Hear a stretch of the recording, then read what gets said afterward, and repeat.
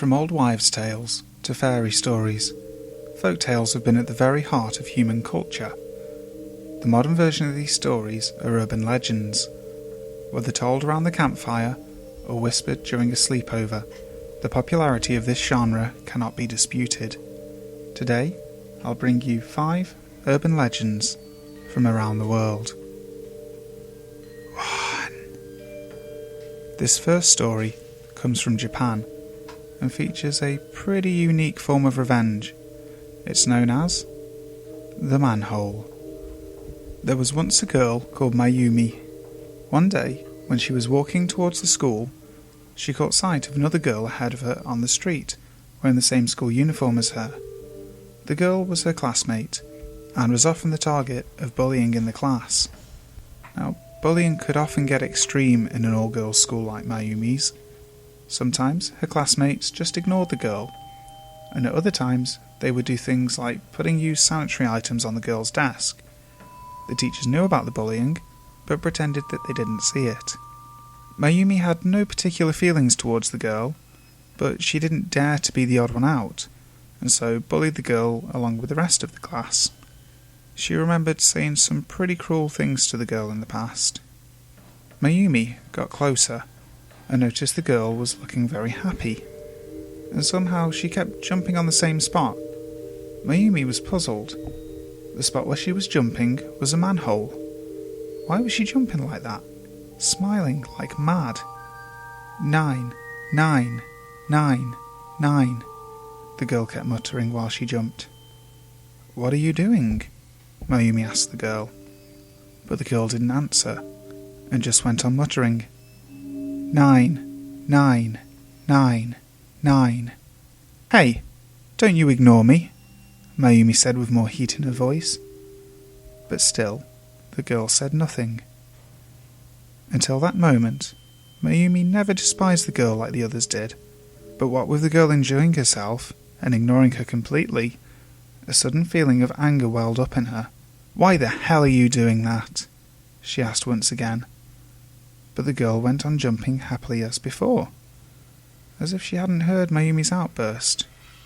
Suddenly a strange idea occurred to Mayumi, that maybe this jumping on the manhole as you say numbers is a very wonderful and interesting thing to do.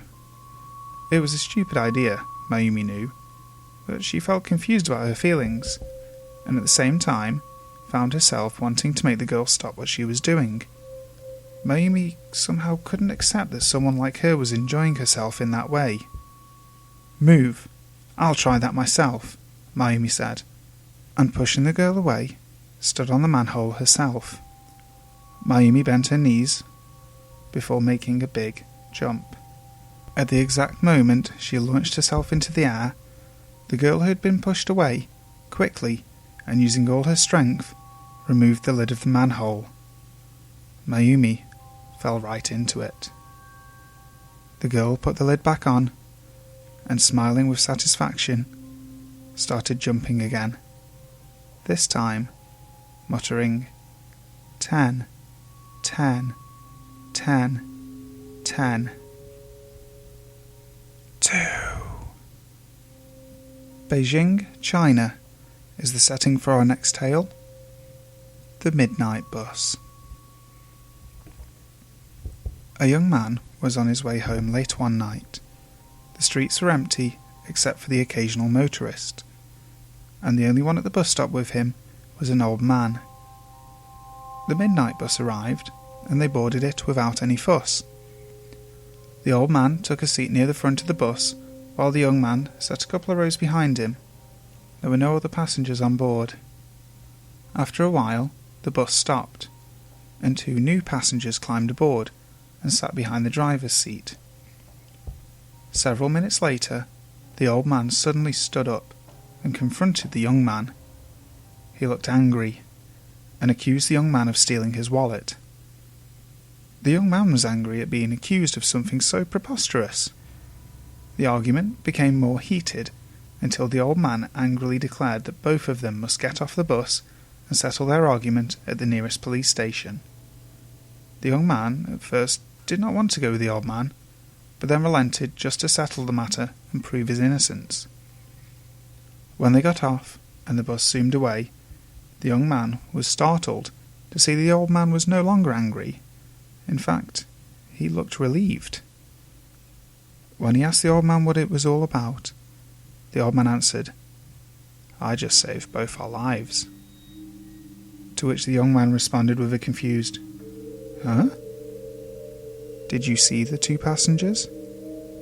"Yeah, so what?" replied the young man, still miffed and bewildered. "Well, unlike you, I took a closer look. They have no feet. They were just floating on air." The next day, the news was all about the midnight bus. It had gone missing, along with its driver. For several days, the police tried to locate the bus, and finally found it more than 100 kilometers away from its regular route. Inside the bus was the badly decomposed body of the driver. The authorities were even more perplexed and horrified when, upon checking the tank, they found blood instead of petrol. 3. In the Victorian era, there was a genuine fear of being buried alive, and rightly so, as the medical profession hadn't quite nailed the ability to tell whether somebody was truly dead or not. As a way around this, well-off people would commission special safety coffins. These coffins were built with a hole in the lid, and a long copper tube would be fitted. A small bell was attached to the top of the tube with the cord running down the inside. This meant that anybody trapped 6 feet under would still be able to breathe and attract attention to their predicament using the bell. The first person on the scene was usually the gravedigger. In a small town in the north of England, the local gravedigger heard a bell ringing one night. He was accustomed to hearing bells ring in his graveyard. Sometimes it was just local children playing a prank. Other times it was just the wind. This time, he was shocked to see that the cord ringing the bell was being pulled from deep underground. The gravedigger put his ear to the top of the copper tube and listened. He heard a faint voice from below, begging and pleading to be released from the grave. The man looked at the name on the headstone. "Are you Sarah Bannon?" he asked. "Yes," the muffled voice cried. "Were you born on the 17th of September, 1807? "Yes, yes," came the answer from deep below. "The headstone says you died on the 20th of February, 1859. No, I didn't die," cried the voice. "I'm still alive. They made a big mistake. Dig me up. I beg you." "Sorry, lady," said the gravedigger, detaching the bell from its cord to silence it and plugging up the copper tube with dirt.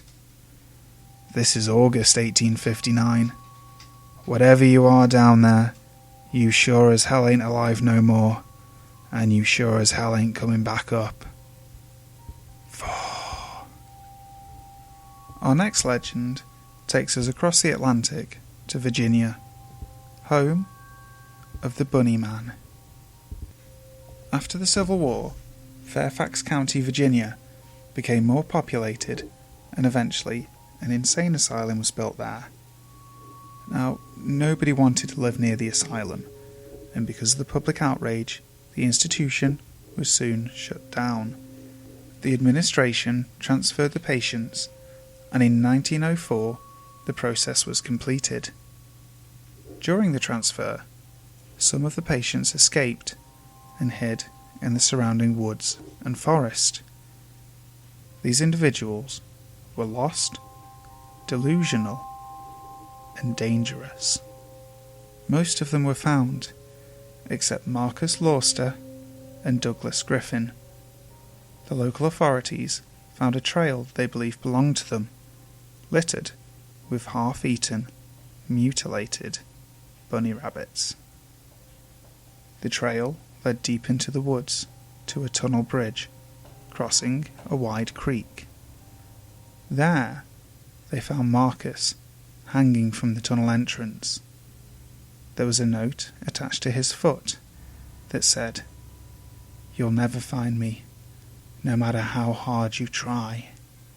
Signed, the Bunny Man. That tunnel has been called Bunny Man Bridge ever since.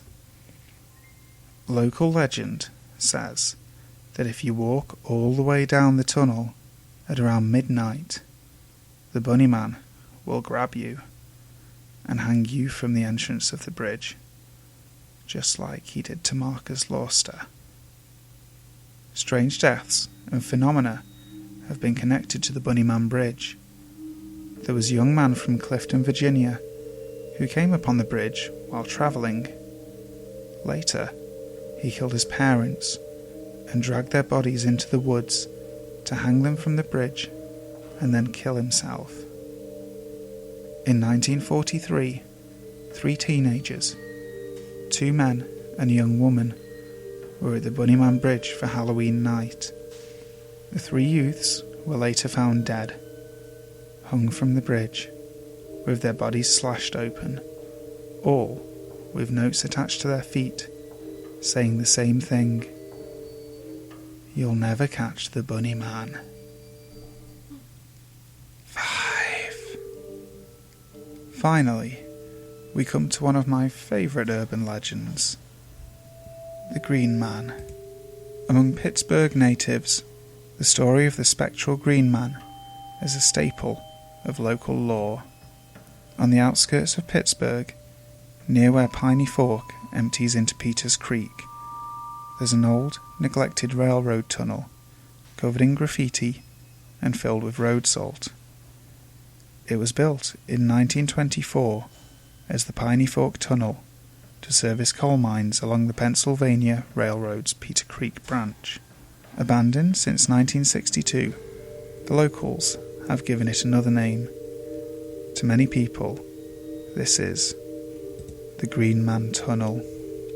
Alternatively known as Charlie No Face, the Green Man is said to have been an electrical worker who was in an accident that melted his face and killed him.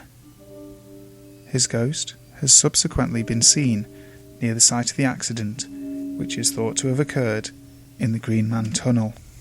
People who drive into the tunnel, turn off their lights, and call out to the Green Man will see him appear from the darkness, his skin tinged green and glowing from the accident, his face melted into a facade of pure horror. If he touches your car, his electrical charge will either stall the vehicle or make it extremely difficult to start. And if you're unable to escape, who knows just what the Green Man will do to you. Now, this might sound like just another urban legend, but the Green Man is different, mainly because his name was Raymond Robinson. Ray was born in October 1910 and grew up just south of Beaver Falls, Pennsylvania. At a young age, Ray's life changed forever. He was with some friends on the bridge near 4th Street, which carried the Harmony trolley over Wallace Creek, when the kids saw a bird's nest high in the girders carrying the overhead wires. Ray was dared to climb up to it, and did. When he reached the top, he made contact with the wire carrying 22,000 volts of electricity. The force of the jolt threw him down to the bridge with severe burns on his face and body. Hospital doctors didn't expect him to live, but by some miracle he did. The incident left a permanent mark on Ray. His left arm was amputated at the elbow and his body riddled with scar tissue. His face bore the brunt of the damage. Ray lost his nose, his eyes, and his mouth was bloated and twisted. He became an unwilling recluse, fashioning floor mats and belts to earn some money. Eventually, he moved with his mother to a new home, where he lived in a house crowded with relatives. Restlessness overcame him, and Ray began taking walks during the day for exercise. His disturbing appearance alarmed locals, Some say he was asked to stay away because he scared children, while other people state that he disliked the unwanted attention. Either way, Ray chose to take his walks in the late hours of the night along State Route 351 between Coppell and New Galilee. Though he was blind, he used a walking stick to help him feel his way through the darkness. After being discovered by accident on his nightly walks, the tale of the Green Man, or Charlie No-Face as he was also called, developed. There were conflicting stories about where the green skin idea came from.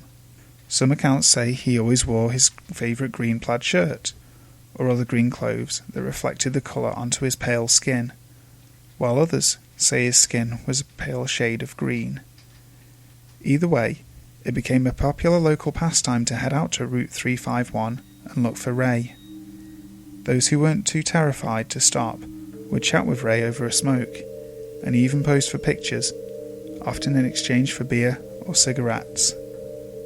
Unfortunately, old age slowly crept up on him, and he ventured out for his walks less and less. Sadly, he died on June the 11th, 1985, at the age of 74. Hi guys, Brimstone here. Just want to thank you all for watching the video today. I hope you enjoyed it.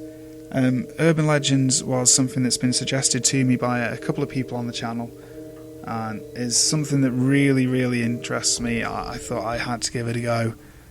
Hopefully in the future I can do another part of this, and there will be several of the themed videos coming soon, as well as the final part of the much loved Maniacs Museum series. If you enjoyed the video and want to see more, you can like, comment and subscribe to my channel. I've got the rest of my videos up there, and there will be another one coming later in the week. So until then, sleep tight.